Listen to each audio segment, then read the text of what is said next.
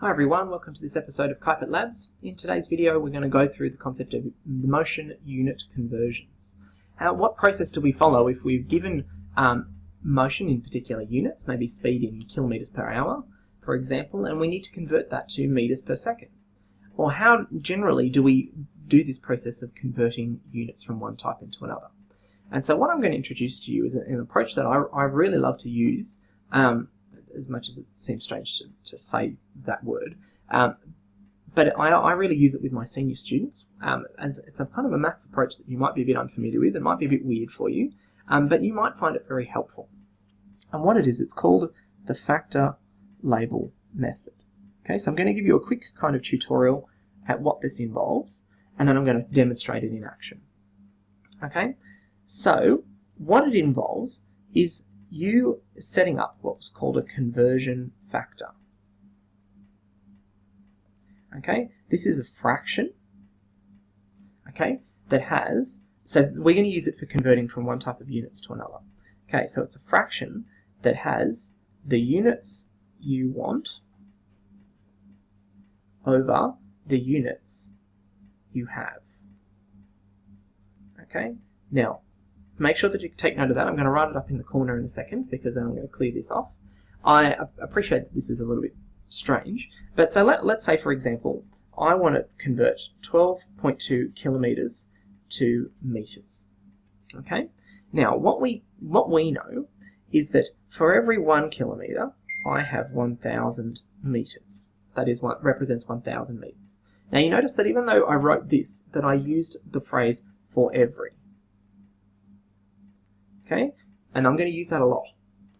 Okay, so that for every 1 kilometer I have 1,000 meters. Now what I can do is that I can actually represent that relationship, that word relationship, using a fraction, saying that for every 1 kilometer I have 1,000 meters. And I could look at it the other way around. For every 1,000 meters I have 1 kilometer. So you notice that I wrote a fraction, but that I actually used the term for every when I drew that line for that fraction, because that's what that relationship is all about. Okay? Now I appreciate that this is a little bit strange, and I'm sorry if it's going a bit deep, a bit fast, but I'm trying to, kind of give you a quick crash course here. But the idea is that these both express the same relationship, okay? That they both stem from this statement up here, this kind of equal sign up here. But what I can do is I can use either fraction based on what kind of conversion I'm trying to make. Okay, so I've got version A or version B, I'm going to call them. Okay, now, so I want to convert from kilometers to meters, and I'm going to use this approach that I have here to help guide me as to which conversion factor I'm going to pick. Okay, so the units that I want is, I want meters, and the units I have are kilometers. So I want a version that has units of meters over kilometers. So the version that I'm going to pick is I'm going to pick B to help me do my calculation. And what I'm going to do is I'm going to take my number and I'm going to multiply it by this conversion factor that I've chosen.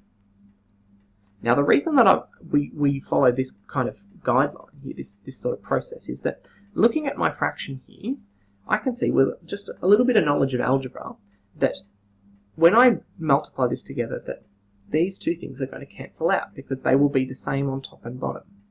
And so what I will be left with is units of something in meters.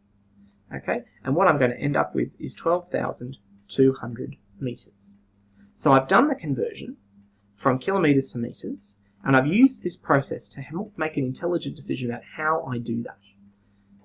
Now the reason that I did it this way is that you could very easily just say, well, so I'll just multiply it by 1,000. That gives me my answer. That's great. If you remember that off the top of your head, bully for you. That's wonderful. Okay, but I've seen so many students who think to themselves, now I know there's 1,000 in there somewhere, but do I multiply or do I divide? And they scratch their heads and they can't work it out, and they can't decide what they do next, so they take a guess. And maybe they guess the right way, or maybe they guess the wrong way. But the fact that they guess rather than know is what concerns me. Okay, because I want you to know it, or to be able to make a decision, not based on a vague kind of fact somewhere stored in your memory, but actually an intelligent decision about what you need at the other end, and then what you need to do from what you start with. Okay, so I could pick whichever fraction is going to help get me the answer that I'm after. And all I need to do is be able to remember that for every 1 kilometre I have 1,000 metres. And then using this process helps me to work out if I'm multiplying or dividing. Let's go with another example. Okay, I'm going to clear this off. Okay, so I've cleared it off and I've written this kind of process up the top here. That's what we're going to use to guide us. Okay, so now we're asked to convert 1.25 minutes to seconds. Okay, what I know is that for every 1 minute, I have 60 seconds. Okay, so I can do version A of this relationship of, say, for every 1 minute, I have 60 seconds, or version B, for every 60 seconds, I have 1 minute.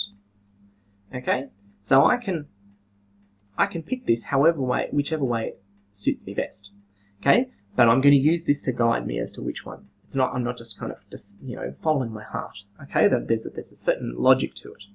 Okay, so the units that I want are seconds. The units that I have are minutes. So I want something that has seconds over minutes. Okay, and so in this case, I'm going to pick B. Okay, now it's not always a matter of picking B. Okay, I know I did in the example just before, but it's just being able to recognize that this is the fraction I'm after, and this is the one that gives me that. So I'm going to do 1.25 minutes multiplied by 60 seconds for every 1 minute, and that gives me 75 seconds. Okay, so now you could very easily just take that and multiply by 60. Again, you'd probably be pretty confident with doing that. But the reality is that as soon as we start to get to units that are less familiar, that I really want you to be confident with this kind of a process, because it will help you immensely. Okay, you don't have to rely on memorizing the fact. You just have to be able to say, all right, well, this is the number, and then I multiply by a fraction that gets me what I want. Okay, so now what I'm going to show you is how we can use this approach to do some motion unit conversion. So I've got 13.4 kilometers per hour, and I want to convert that to units of meters per second. Okay, now there's two aspects to this. Okay, I want to convert kilometers to meters, and I want to convert hours to seconds. Okay, so there's two different relationships I need to incorporate here. Okay, so for every 1 kilometer, I have 1,000 meters. Now, for every 1 hour, I have 60 times 60 seconds. Okay, that is because for every minute I have 60 seconds, for every hour I have 60 minutes, so for every hour I have 60 times 60 seconds. Okay, so I can then establish the same idea. I can have 1 kilometer for every 1,000 meters, or 1,000 meters for every 1 kilometer. I can have 1 hour for every 3,600 seconds, or I can have 3,600 seconds for every 1 hour. Okay, so what I need to do is I need to do this process twice. Okay, so I want to convert 13.4 kilometers to meters. So the units I want are meters, the units I have are kilometers, so I'm going to pick this second option here. So I'm going to do 13.4 kilometers times 1,000 meters for every 1 kilometer, 13,400 meters. Now I need to convert 1 hour to seconds. Okay, so I can do 1 hour times the units that I want are seconds over the units that I have are hours. So this calculation is really simple. By comparison, I have 3,600 seconds. So now what I have to do is I now have to bring these two things together to get me meters per second. So 13,400 meters divided by 3,600 seconds, which gives me 3.72 meters per second. Okay, so I've done that conversion here, but what I want to do is I want to actually show you how this boils down to something a little bit simpler. Okay, because I can appreciate that seeing this much maths in one hit is probably giving you heart palpitations. Okay, so what I've done is that I've done two different conversions here. So I've got involving 1,000 and involving 3,600. Okay, so what this is actually saying is that, okay, and let's imagine that I kind of clear this off and I decide to try and connect them in one step.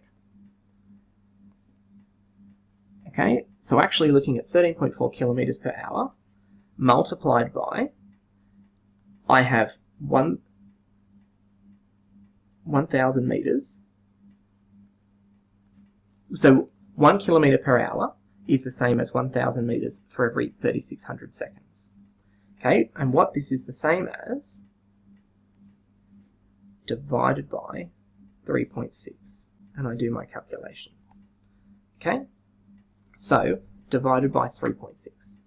All right, let's look at it. So remember that. I'm going to recap it at the end. I'll show you another example involving going from 100 meters per second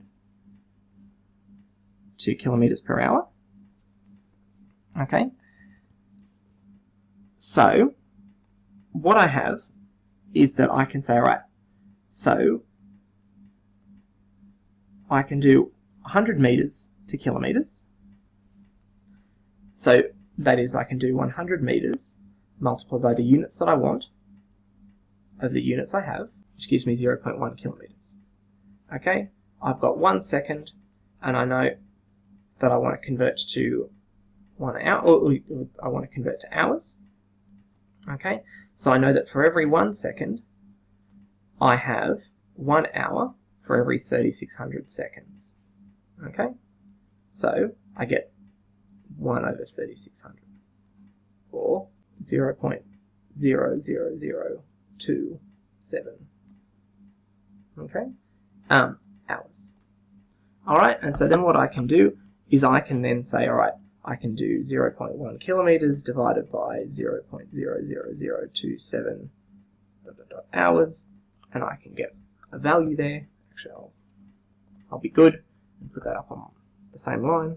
Okay, this ends up being essentially 360 kilometers for every hour. Okay, so just as before, there's a simpler approach I can follow here. Okay, so what I'm going to do is I can then say, all right, that to convert from kilometers per hour, meters per second to kilometers per hour, I can do 100 meters per second times by 3,600 seconds. By every 1,000 meters. So seconds per hour. Okay, so that gives me 360 kilometers per hour. So what that's the same as is 100 meters per second multiplied by 3.6. If I look at this fraction and I cancel out the zeros here, and then I can divide this by 10, I get 3.6 equals 360 kilometers per hour. Okay, so I've taken this more complicated maths and I've distilled it down to a simple multiplication relationship. Alright, so let's summarize that and then we're going to wrap it up. So I appreciate you've been concentrating for a long time. So to go from kilometers per hour to meters per second, I divide by 3.6. To go the other way from meters per second to kilometers per hour, I multiply by 3.6.